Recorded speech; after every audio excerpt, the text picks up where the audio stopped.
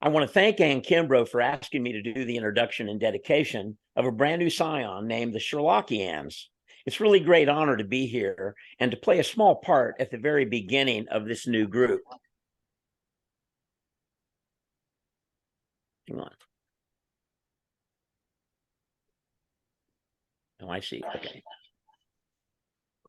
Before we begin, in honor of Sherlock Holmes and Dr. John Watson, if you have a deerstalker hat, please put it on. If not, please pick up your copy of the canon or whatever story you may have in your possession and hold it solemnly against your chest, directly over your heart. Because of the high level of decorum that is required for such an important event, please do not speak during my presentation and hold your comments until the end. You will know when the presentation is over when I remove my deerstalker hat. So for the next few minutes, please consider this meeting to be on hallowed ground. I want to thank everyone who is gracious enough to join us today on this Zoom call, as well as those Sherlocki-Anns who are with us in spirit. One of the people I'm referring to, of course, is Dr. Watson's literary agent, Sir Arthur Conan Doyle, who passed away back in 1930. I have absolutely no doubt that he is observing right now from the edge of the unknown with a great deal of satisfaction and pride. And probably also in attendance in spirit are such notable Sherlocki-Anns such as William Baring-Gould, Susan Rice, Lisa McGaw, Christopher Morley, Edith Meiser, and of course, John Bennett Shaw. I am sure that there are many other Sherlocki-Anns who are with us today in spirit. So let's be on our best behavior.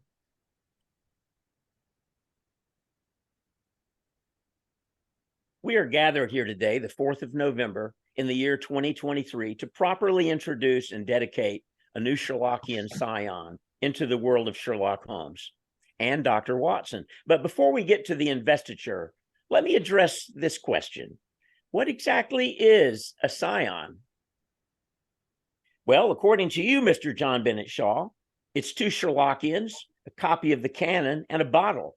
You go on to say in a pinch that you can dispense with one of the Sherlocki-Anns, but what you did not mention is why people gather together to study anything and everything pertaining to the greatest detective the world has ever known.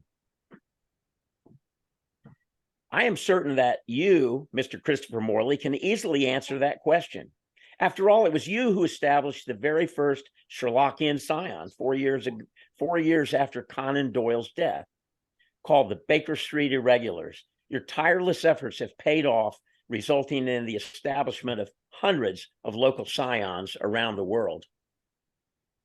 And let's not forget the contributions by Susan Rice. We will always remember her as the Lady Liberty of the Sherlocki-Ann movement, welcoming everyone, regardless of how they came to Holmes, what their interests are, and any other aspect of their lives. We are really saddened by her unexpected loss, but your legacy lives on.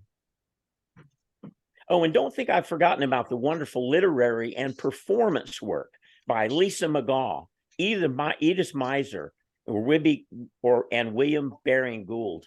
I can only speak for myself when I say that at the time, these 3 you spent on promoting the canon is legendary.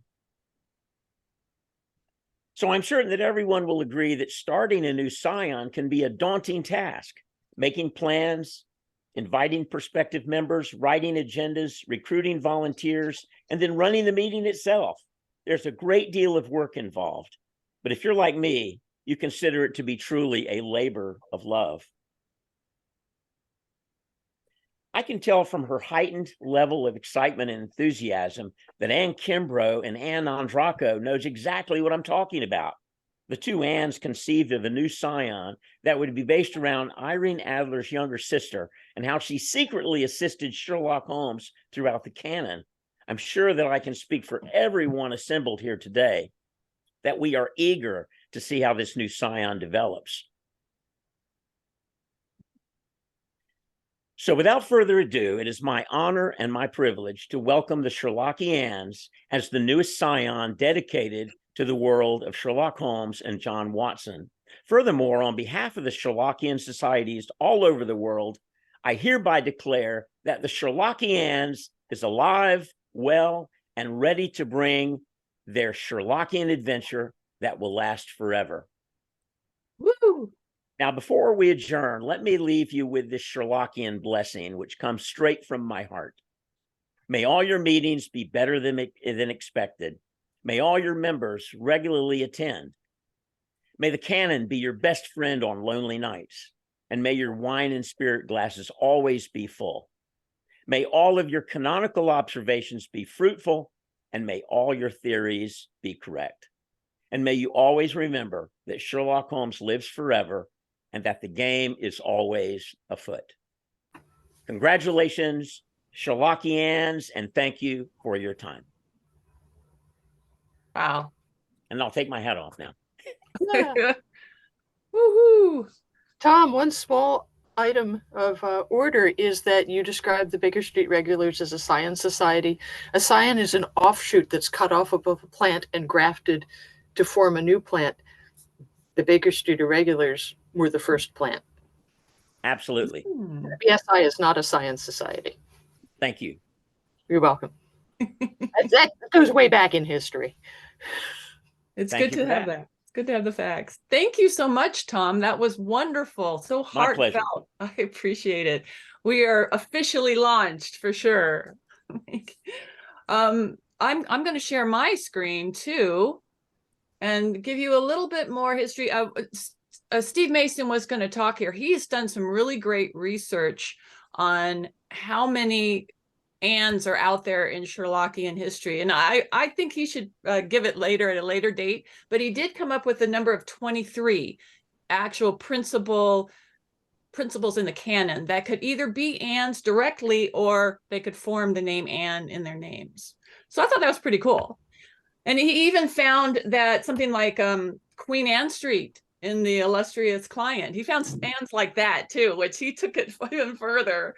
So I look forward to hearing the full list, but I don't want to take his thunder, but he said share it, so maybe it'll be online. But next up, I do want to give you a little bit more details about Ann Adler. I'm going to share my screen. You'll have to let me know if you can see it.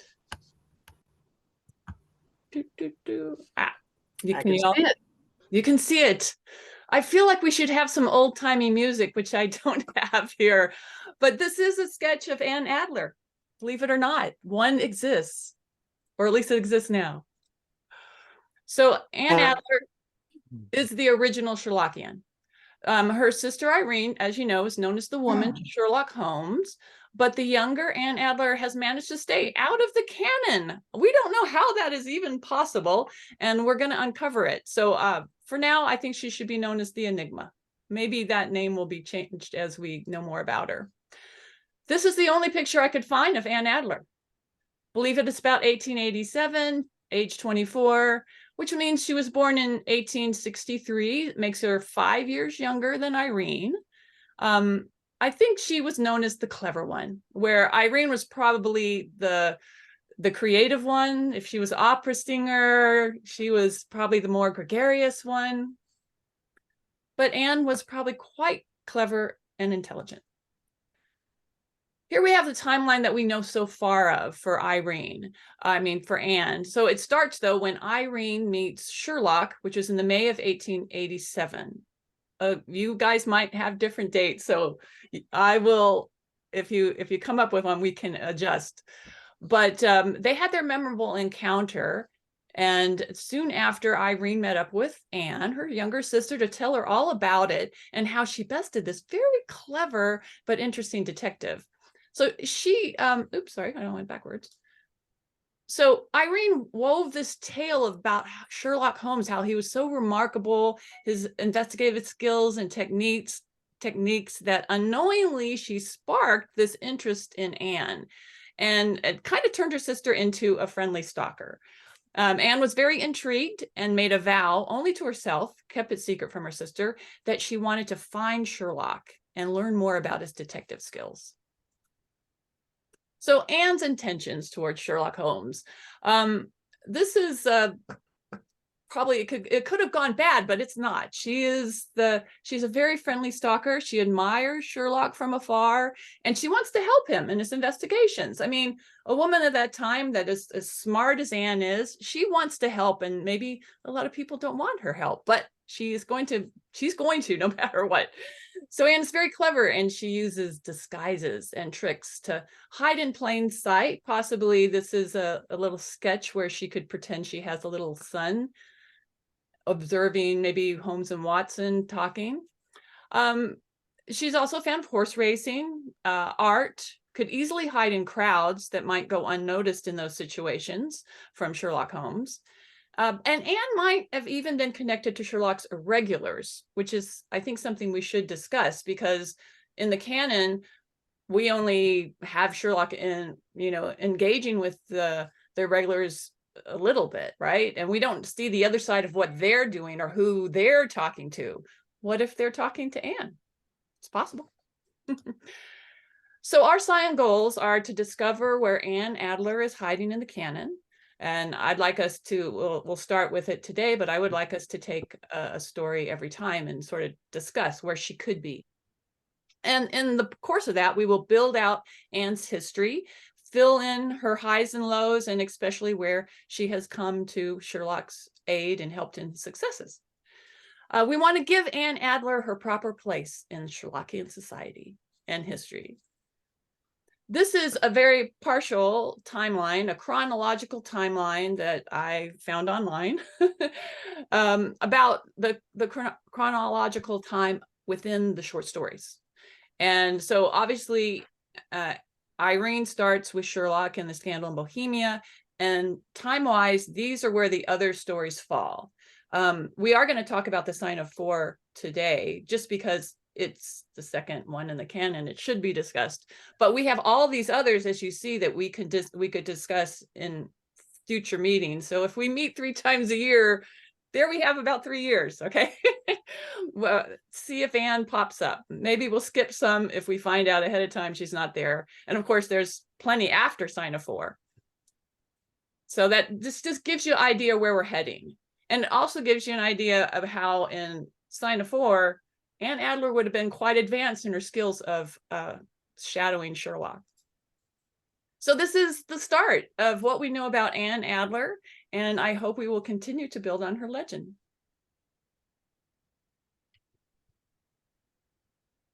Going to turn this back to everybody. What do we think? Are we excited about Anne?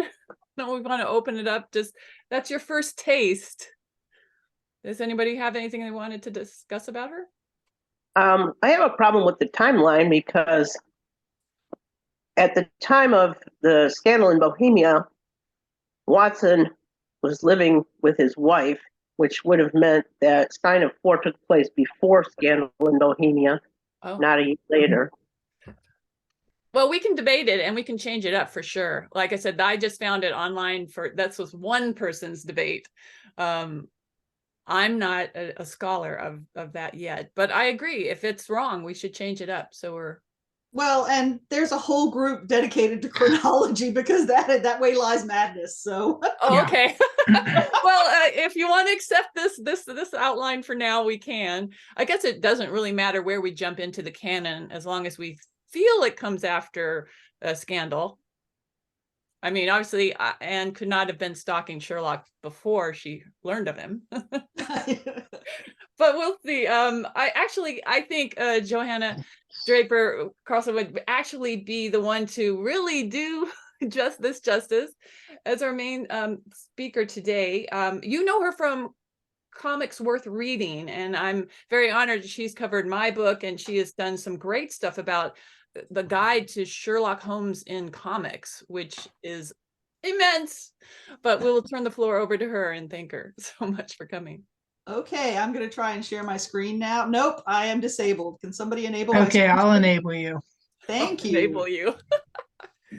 In only good ways. Yeah. Ah, there you are.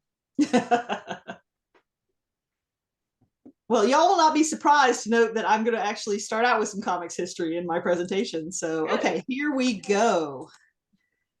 share this, go to screen share. All right. I have subtitled my presentation, How Retcons Enhance Fiction, because that's what we're doing here. The retcon, some of you who engage in geek media may know this term already, but it's short for retroactive continuity. First, it was used to add stories to known character history. Here's all the published Superman comics so far, but here's one I want to tell about his very early days, so I'm going to add that in. It was also then the meaning was expanded to mean new facts that change the meaning of a story. For example, if somebody wrote a book where Sherlock Holmes is secretly a woman dressing as a man, that wouldn't necessarily change what we know of the canon, but it would provide a new interpretation on many of the events. That's probably an exaggerated one. Now it's just used more widely to mean rewriting history in any way. You thought that happened, but it didn't really happen that way. The first use that we know of retroactive continuity is in a letter column from All-Star Squadron number 18 in February 1983. This book is significant because it had an writer named Roy Thomas, who was a huge fan of comics history. And so he took these golden age forgotten characters and knew all their existing printed stories and started putting stories in between them and explaining things that went with them. There was a quote, retroactive continuity. Let's talk about the Reichenbach Falls, because this is one of the world's best known retcons. Sherlock Holmes isn't really dead in The Adventures of the Empty House. We thought he was, but thanks to a skill never before mentioned in the stories, Baritsu, suddenly he managed to escape and come back. So that's exactly what we're talking about when we talk about retcons, one type of them. But I thought this was interesting context in terms of what we're doing. We are looking in the nooks and crannies of the stories to find things that we didn't know was there previously. Famous Sherlocki-Ann retcons, as Regina mentioned, Watson's wife or wives. From a Doylean perspective, he wasn't real great on his own continuity. So the fact that Sign of the Four is the second book, but then stories took place before it, it also indicates a difference in storytelling expectations over the decades, which I find really interesting. The location of Watson's wound, for example, anybody who tries to explain how it could be in his shoulder and also his leg and why he talks about one and not the other, that's a way of using retcons and adding to the history of what we know. And then, of course, any book like The 7% Solution or many, many other pastiches that add to the history of these characters. Particularly, let's talk about specifically The Sign of Four and the addition of Ann Adler to this book. It starts with Holmes taking drugs 3 times a day for months. And I like this question because it indicates how we think of our characters much differently now. When Doyle was writing, it was very much, here's an adventure story, here's the characters that just drive the story along. We expect more in terms of characterization, particularly those characters that we spend a lot of time with and love. We want more realism. We want to understand more of how they motivate. So perhaps Anne has been watering down the mixture, masquerading as one of Mrs. Hudson's housemaids. I tend to think that given her sister was a performer and understood performance and stage makeup and even cross-dressing, that Anne probably picked up some very good disguise skills. And, since Mrs. Hudson's housemaids were sort of beneath the notice of everyone, she could easily sneak in and out and do some deals and take care of Holmes in a way that was needed. But this is one of my favorite kind of retcons because it indicates how we do think about characters differently and also how we care about them. I don't really want Holmes to be a drug-addled maniac. I would like to know that someone is taking care of his health. And that's another reason I like Watson, because he's a doctor. He goes on to say, my practice has extended recently to the continent. How did Holmes go from needing a flatmate to being consulted internationally and the fame and fortune that presumably resulted from this? Well, Anne has been spreading the word. A young woman is an excellent press agent, sharing his skills with her wide acquaintance. This also, to me, touches on the fun of fandom. I mean, it's such great fun to share, hey, I heard about this great guy. He does these really exciting things. Let me tell you about his adventures with your friends who then spread the word and you can share the enjoyment together. So that's kind of my nod to what a great fandom can be. How did Mary Morstan obtain her governess position, for example? Did Anne put her in touch with Mary's employer, Mrs. Cecil Forrester? Mary would have been much more likely first to contact a friend for advice, another young woman, than her employer, especially when it came to something so odd with her father's disappearance and the pearls showing up and then not showing up. So I tend to think that Anne was outgoing and had a wide acquaintance. Mary does say, I have no friends whom I could appeal to when she goes to meet Holmes and Watson. But in The Man with the Twisted Lip, Watson says she attracted people like birds to a lighthouse. So perhaps Anne inspired Mary to understand more about how you interact with people and how you can give and, trouble shared is halved and all that. So there's a lot of connections between women that Holmes and Watson and Doyle would not really have been aware of or interested in talking about. So I think there's a whole lot of sort of a web there that can really be explored. What really happened to the treasure? There's an empty box. There's a missing key. Jonathan kind of indicates that he threw it overboard, but nobody ever says specifically. Perhaps Anne was engaged as a deckhand, and that's how she participated in the great boat chase. And when he said, get rid of these jewels, maybe she was like, okay, sure, and shoved them in her pockets. I don't know. I think it would have been very helpful in funding her adventures, though. There's all kinds of speculations we can make here. Finally, I think Anne took the missing "the" as a souvenir. That's a total joke. But I've always wondered about the sign of the 4 and the sign of 4 and the rest of it. So that's the end of my very short presentation. Who has questions and would like to talk about it? Oh, I thought you brought up some great points. I like this idea of the women talking to women, and that makes a lot of sense with Mary. Does anybody else have some thoughts? And I like that she might have gotten some of the treasure. I mean, how is Anne funding all her stalking of Sherlock?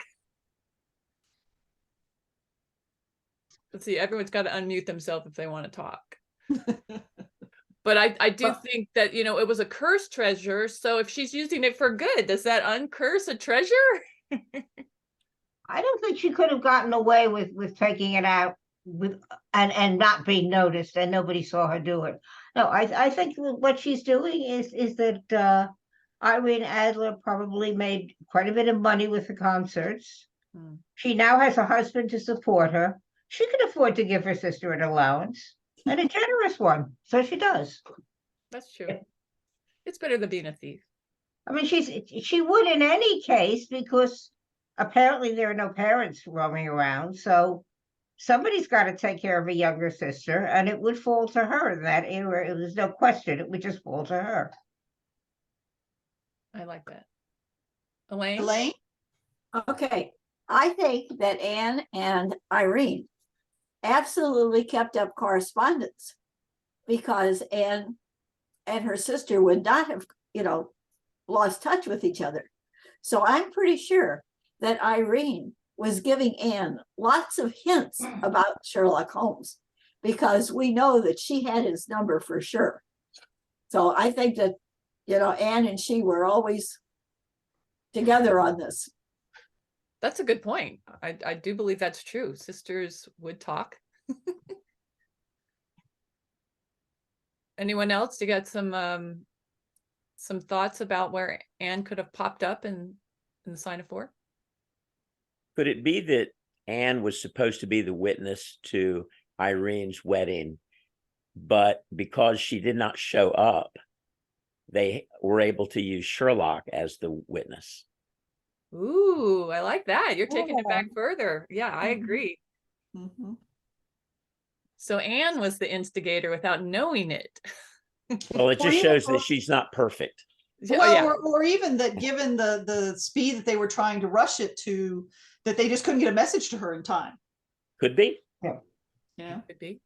That makes more sense to me, because she would, as a younger sister who was getting her income from her older sister, I think she would have been at the wedding without any question.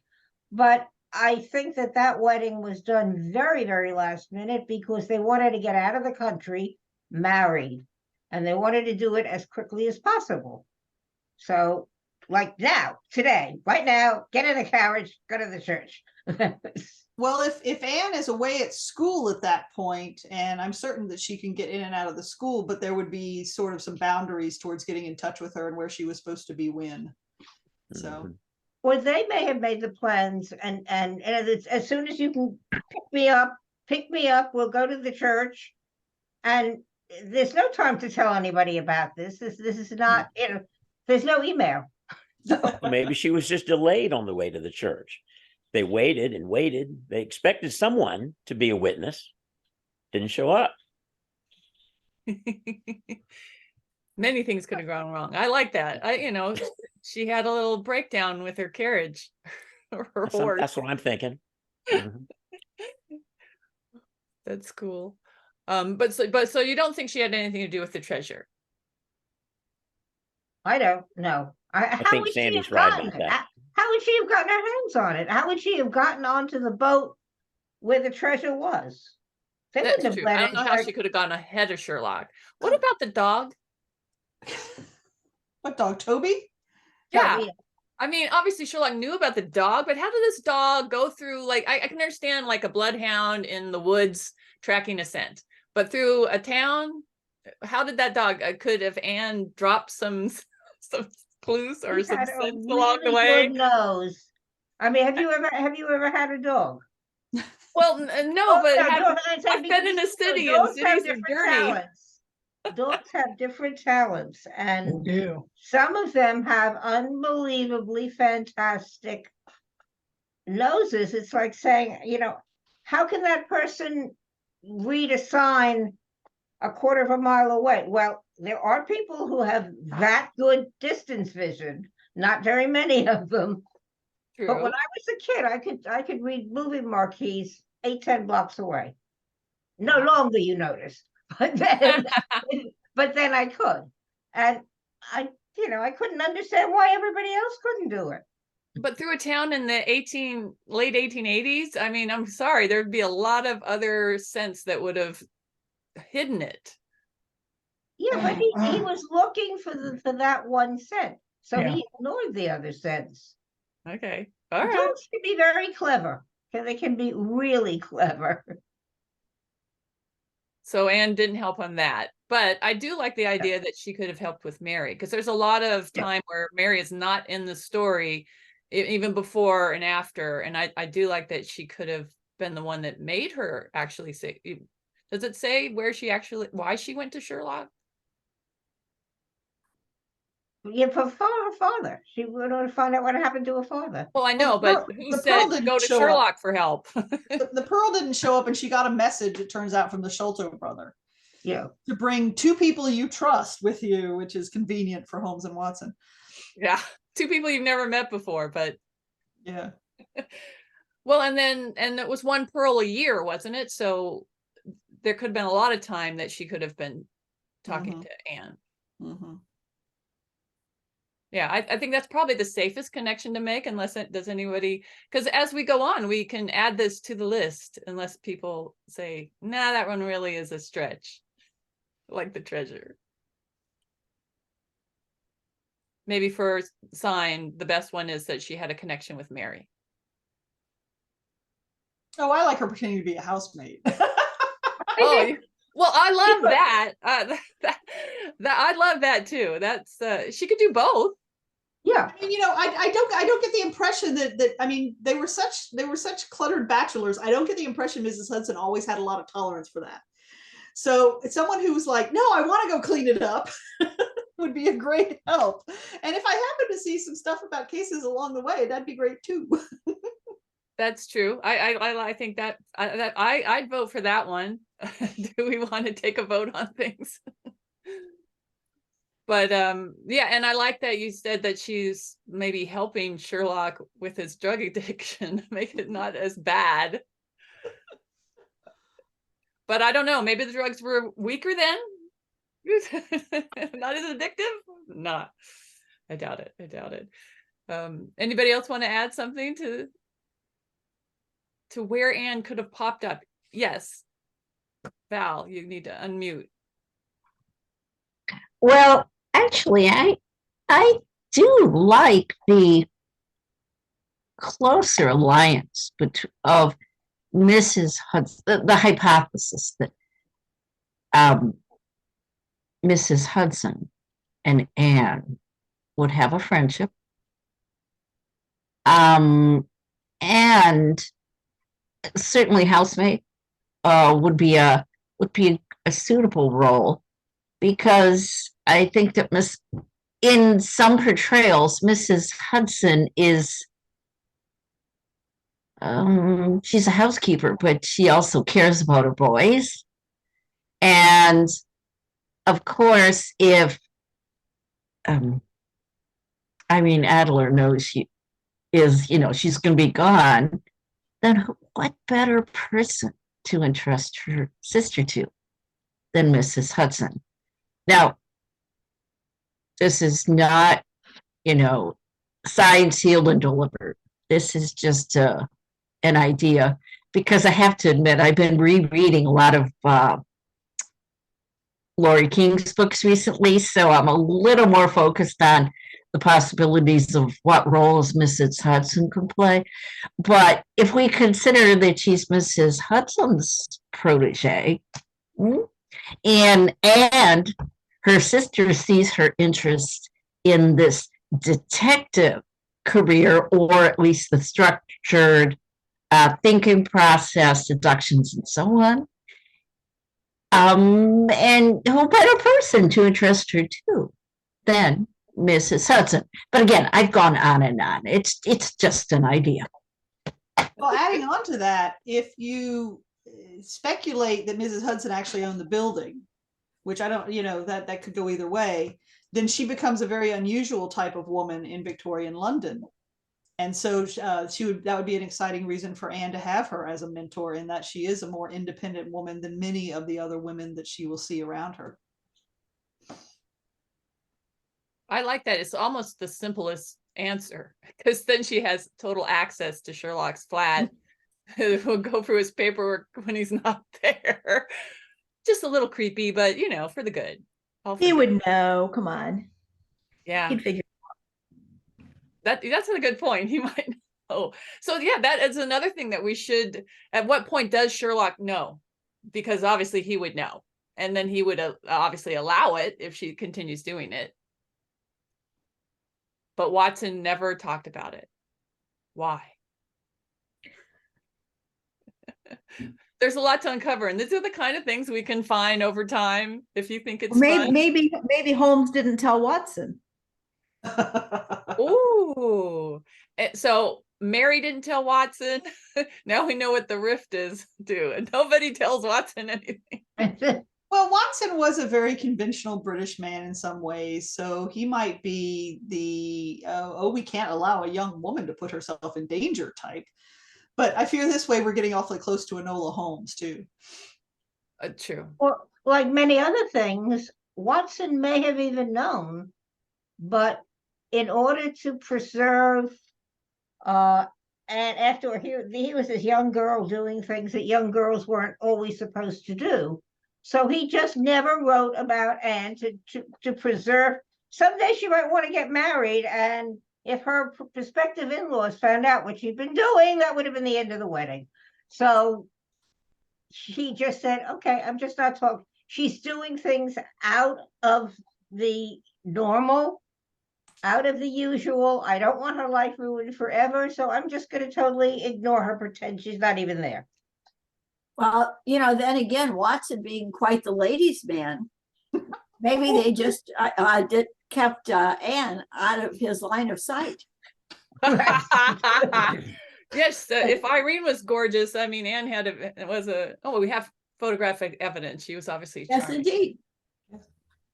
Well, the question of what did Watson know but didn't tell us is just one that could go in so many different directions. The answer to that question is an awful lot. Mm-hmm. Just an awful lot.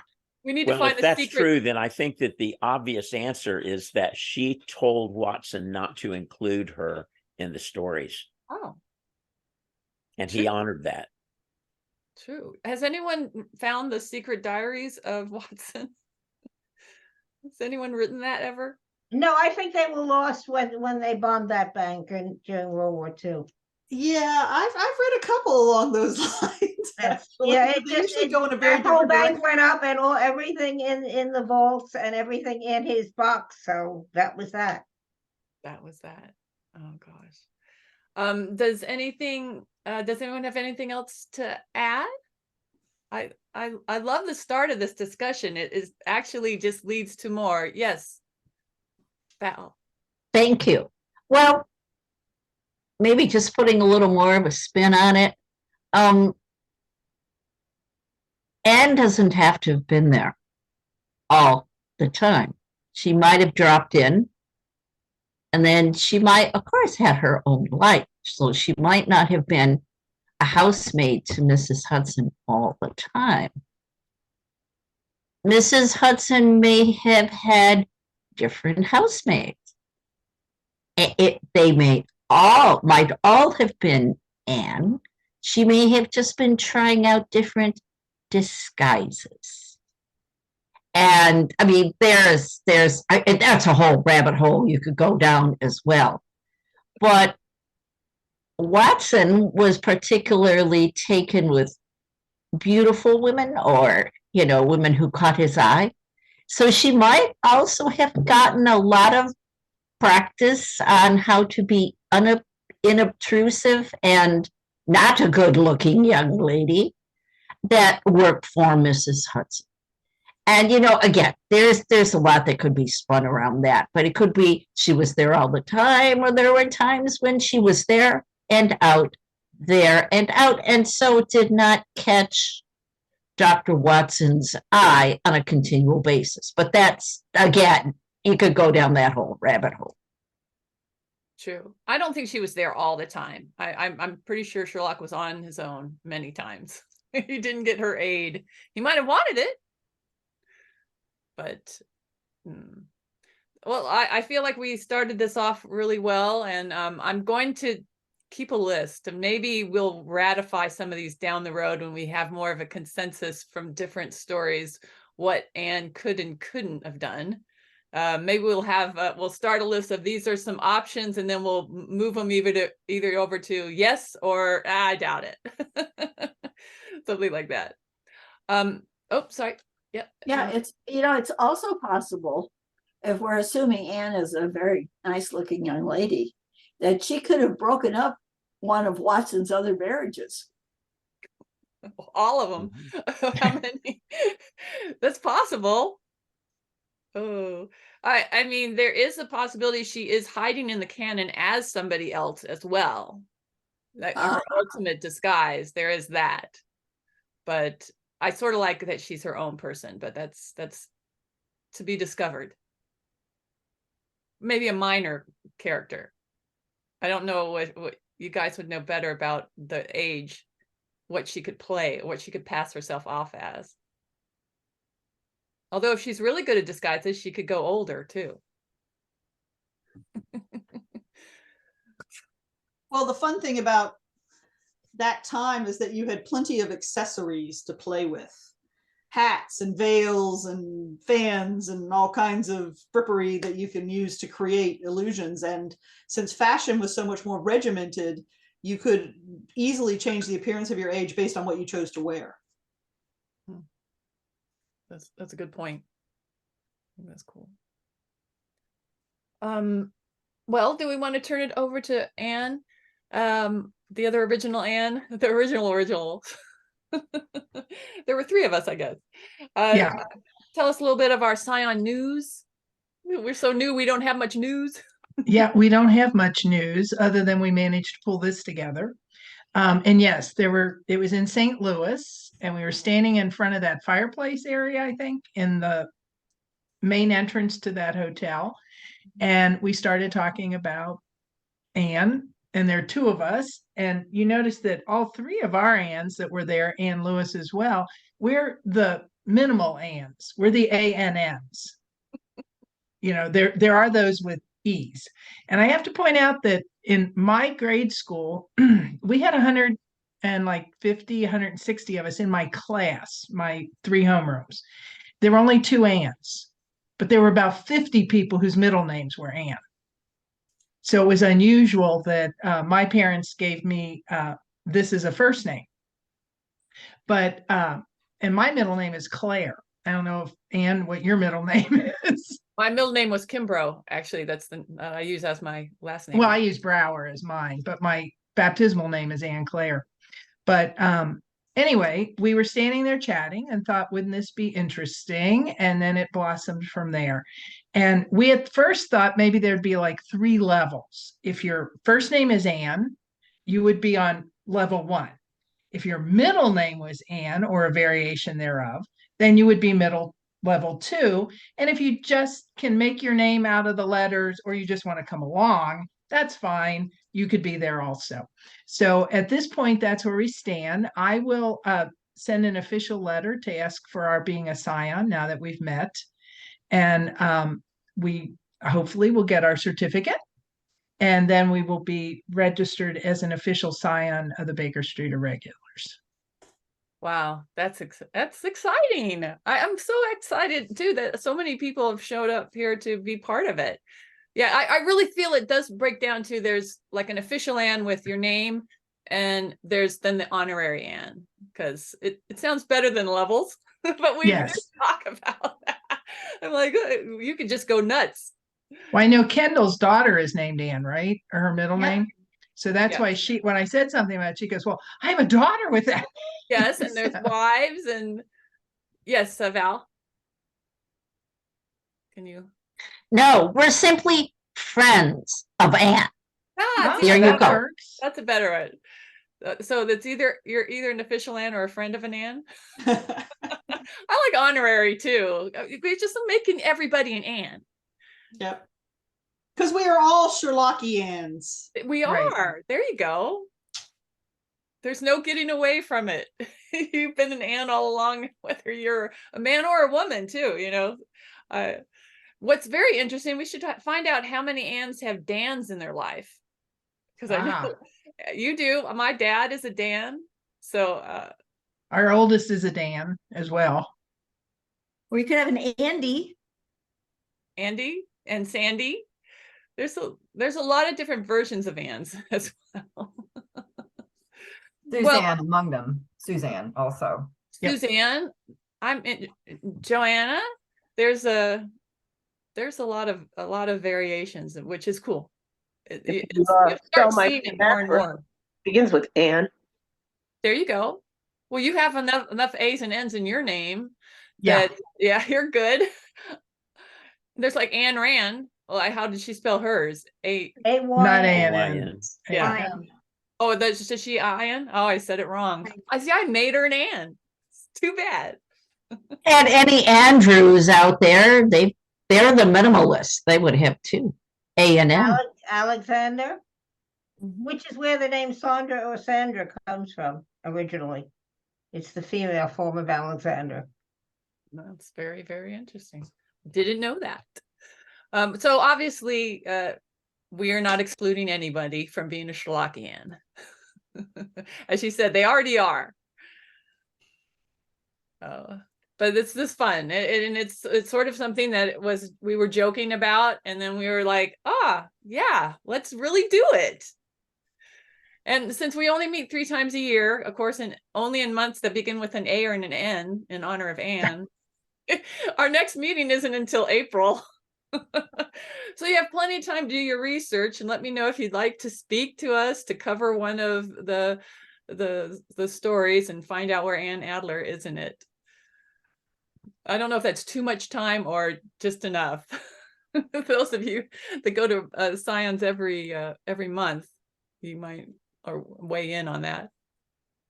We can always up the number if we feel we need a special meeting of the show. Right. We could add one. We could always add one to balance it out. January. But there's already so much going on in January. In January, yeah. That's true. Yeah. Are you going to send out a list of those, your chronology? Yes, I definitely will. I can send it to the list, so that way we have a starting point, and if you feel something doesn't belong, let me know.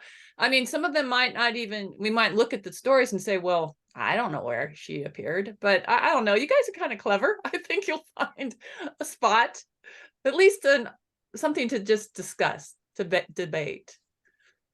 And I will keep a list based on what was brought up in this meeting, and we will maybe debate that as well if we have time to think about it, if these are So valid. do you have a story in mind to be the starting point for April? Well, I believe on that list. Let's see. I don't know. Scandal, right? Well, she can't. That She could was- be in Scandal. Okay. Because that was Mhm. after. Let's see. Where do let me look at my. I've hidden it. Let me bring that list back up. The next one would be The Man with the Twisted Lip, according to, it was also supposedly in June of 1888. And also the 5 Orange Pips was the same year. Well, all of these were almost the same year. So the next two are The Man with the Twisted Lip and the 5 Orange Pips. So we could figure out which one of those would be better. Poor Anne going down to that district. I would not be happy to see her down In there. the opium den. I mean, that's no place to let a girl wander around down by the docks. Not a good place at all. Even in disguise? Even in disguise, even in New York. No. Yeah, that's true. Well, then maybe that one, it doesn't have any valid. We'll find something. We can always We'll find something. We'll find Well, something. that would be one of the first disguises she learned from her sister, right? Since they both Right. have a habit of going out as men to avoid being She annoyed. could dress up as a cabin boy. Hmm. I think it's worth debating. And nobody and- would even notice her down there. Well, that's how I said she got her hands on the jewels. She was on hand as a deckhand. I still like that something actually happened to the jewels instead of them just going into the Thames. You know, that doesn't make any sense to me. Throw them away. That's like what was it, the Titanic movie when she threw the jewels. Oh, but think of all the mudlarks over the years who found one or another of the jewels when they That's true. when they were digging at the shore there. Just think of how happy it made them and their I like that you brought out the positive part of it. and they found a ruby, a real ruby. I just think the muck that has to be down there. I don't know how many came up, but you're right. Every now and then. That's what they did. That's how they lived. So And they're always finding Roman swords and stuff like that in the Thames. Yep, I just saw something recently about that too. They have to check it, or do they have to, like, they block the water and then that's when they dredge it up a little? They could find the whole chest. when it's just at sometime when it's really low. And Yes. something gets pushed up and pushed up. I mean, it's every beach. Anyway, you know, this happens that you find things. It's just not usually gems, but you find, you know, interesting things, bits of glass or whatever. And dredging does make a difference because at Holden Beach, which I believe is in North Carolina, Yes. they did a major dredging and they're finding all these sea biscuits, which are millions of years old, fossilized critters that are no longer existing in that form. And when we were in Maryland, we took our granddaughter to look for shark's teeth. I always wanted my whole life to find a shark's tooth. I found one. Oh, congratulations. I was so excited. So, and she just looked at me like, well, I find those all the time. Oh, I said, no. yeah, honey, you live here. We don't. So As long as you don't find them in a shark, you know. that's better. Or the shark leaves it with you when he's finished chewing on your leg. So Not good. Not a good way. Well, I think we're gonna close that out on time because we do want to keep, if anything, Anns are punctual. We want Sandy to give us one of her many wonderful limericks that she's known for. Well, the first one is not a story one, which I have done in other groups because this is the first meeting. So this is new, a new one, brand new one. Toast to the Sherlocki-Anns. A toast to the Sherlocki-Anns. We're made of Sherlocki-Anns. We like Sherlock Holmes. We've read all his tomes. And psst, secret, not all members are Anns. to the Sherlocki-Anns. Cheers, cheers. Yeah, we Cheers. do. Thank you for being here for the very first one. And will there be will you be providing like a distribution list, like an email list where we can know who the other members are? Oh, okay. Yeah, I that's up. I don't, if we can. We hadn't gotten that far. Yeah, I Okay. do have a list. I don't know how many people in the first, what we did was just invite people. So I don't know how many, you guys are all official because you're here. Surprise. But We're the charter members. you are all the charter members. And I have I should do a screen grab of all the names over here. But you can always open a Facebook page. That's what I was thinking. We could Or a do that. Facebook That's group, easy. a group or a page, and then anybody who wants to can go there, and we can, exchange chat or have lists or information, Cool. or a 2-month warning about the next meeting. Or Yes, then yeah, not that. Thank you for coming so fast that you actually could drop everything and come. But yes, we'll do that. I think does that make sense, Kendall? That Mhm. will That's fine. I just wanted we'll start one. That's good because there should be a way for us to reach out and to continue the debate. I don't want the debate to stop. And I can actually list what we've discussed so we can keep discussing it. Come up with some, I mean, there is a very, we should come up probably, that'd be even better than a website. So will you on the Facebook page group, will you be posting like the materials that we saw today?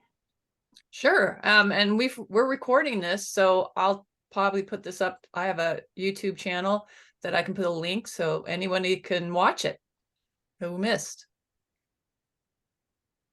Yeah, keep those suggestions coming. We can obviously share everything. That's the point. Do you want the Facebook page to be just a private group, or do you want it to be public? Well, I think we should do it where anyone can try, You have to ask to join, and we ask to let them- join. That's just what I meant by like everything. private. You have to Yes. ask to, yeah. I think that's probably the best. it Yeah. keeps it cleaner, because otherwise all kinds of weird people Oh, yeah. join with, oh, you're so You lovely, will you please friend me? And it ends up they really want you to send them money. So Right. we don't The- need people like that on the list. No, You and mean- you mean besides us, Sandy, right? Well, I mean, you want to send money to, and you can, I'll take it, but I don't mind being treasurer for that, but. yeah, I was going to issue a caution on, given that this is a little more lady centric, that please don't make it a public group. No, I was thinking a right. private group with certain Perfect, rules. perfect. And Ann and the two Anns would Right, have access to it, and we would have to allow people to join. Oh, don't. yes. But make the questions a little bit rigorous, or just make them rigorous so that they have to demonstrate an interest in the canon, in Sherlock Holmes, not just another Right. fangirl or whatever. Someone just sent a message about post the Doing it on video to YouTube. YouTube. Yeah. Oh, I didn't see. Yeah, that was the last one that came up. Well, why not do Facebook? Well, so Facebook, I would just put the link to the YouTube video. Right. Yeah. Does that make sense, Jeannie? Mhm. And you can put links there, you can put notifications of meetings. And if you have a list of the members and somebody is not a member and you don't know who they are and they can't identify themselves or come up with well, if you don't know me and you know anybody in the X scion, you can ask them about me. If they can't identify themselves or come up with some piece of knowledge that will make you believe they're real, then you don't let them in. Right. Right. Well, and we can always move people out. if they That's are true. contact- You can we're lock asking People out if the they create people- problems. It might be a good question to ask them if they're in another scion, because I think everybody here is. So that's also a good way to say I have a reference in a way. someone, if you want to Right, recommend. and then you can, if you don't know the name and you don't seem to know anybody around here who knows the name, then you can ask somebody in that scion whether this is a real person. True. Good point. Yeah, we'll protect it. I think that's important to protect everybody that shows up. We don't want to open ourselves up to crazy people that you can find on the internet sometimes. So just tell us what you name it so we can ask to join. Okay, I will send you out. Hopefully everybody here received an email from me about this with a link. So I have your emails, then you will also get the Facebook connection. Cool. Thank you guys, everybody, for coming. This was wonderful, and it does my heart good that we've started something new and exciting. I hope you enjoyed it. Thank you, Ann, for starting this. It was a wonderful idea. Thank you, Ann. Thank you. Thank you. Thanks so much to our speakers too. Johanna, Tom, thanks for launching us. Sandy, thank you so much for closing it out with your wonderful limerick. And if you like, when we do a specific story, I do have limericks for them all. So oh, wonderful. All I have to do is pull it up and print it out. So you're on. That's happy to do it. I know I've done it for other groups, right, Tom? Yep. Okay. Very good. Well, you guys have a great rest of your day, and thanks for being here. All right. See some of you. Goodbye. Bye. Bye. Thank you, Original Anns, very much. You're welcome. Let's see.